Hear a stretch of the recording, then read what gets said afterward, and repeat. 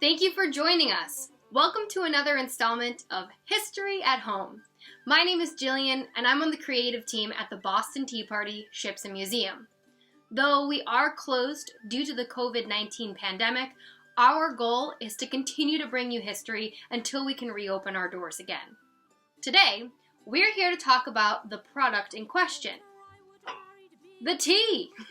You really can't have the Boston Tea Party without the tea. So, let's delve into a little bit more about what is tea, where does it come from, and why it made such a big splash in Boston Harbor on December 16, 1773. Do you not know my father, the damsel then? Let's start with what is tea. Tea is a fragrant beverage brewed from the leaves of the Camellia sinensis plant, which is native to the continent of Asia. The distinctive quality of tea comes from the leaves' essential oils that seep flavor and caffeine into a cup of hot water. Black tea, green tea, no matter really what kind of tea, it all comes from the same plant. Where does tea come from? Now, this question can be answered in two parts. According to Chinese legend, almost 6,000 years ago, it was Emperor Shen Nong, also known as the Divine Farmer, who accidentally ingested a strange new herb. He claimed that it cured him from being poisoned from some other herbs that he'd been eating that day, or so the legend goes. Though many historians credit this legend as the discovery of tea, it wasn't until the 14th century, during the Ming Dynasty, when we begin to see tea drank as a beverage by pouring hot water over loose-leaf tea. In fact, it was Catherine of Braganza who married King Charles II in 1662, who's credited with making tea popular amongst the English.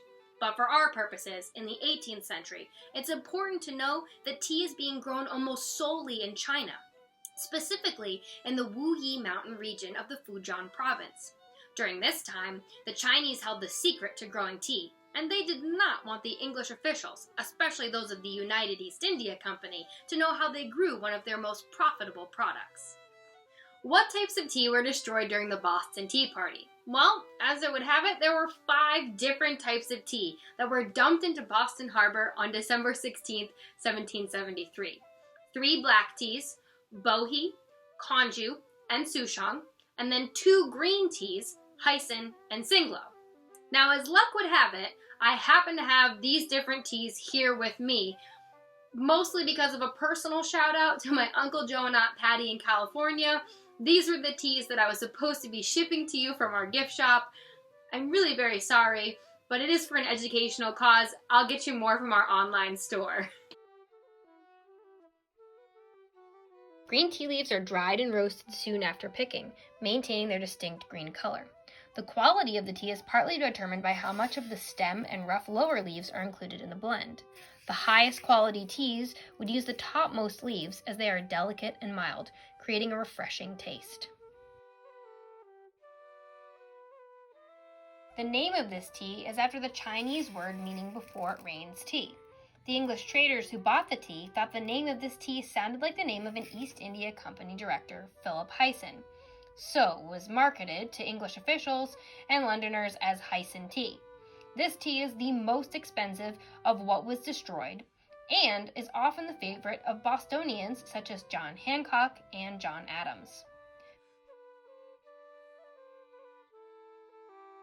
This green tea is picked later in the season, which you can tell from its larger tea leaves. This tea gives off a buttery yellow tea infusion. Funny enough, this tea had not made its way to the colonies just yet, as it tended to spoil very quickly. The East India Company, the British tea trading company of the 18th century, had stockpiled a great excess of this singlo tea.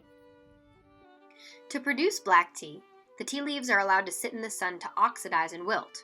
Oxidization is the process in which something adds oxygen to it. For example, when iron is left to oxidize, rust forms. The tea leaves will turn dark in color as they oxidize.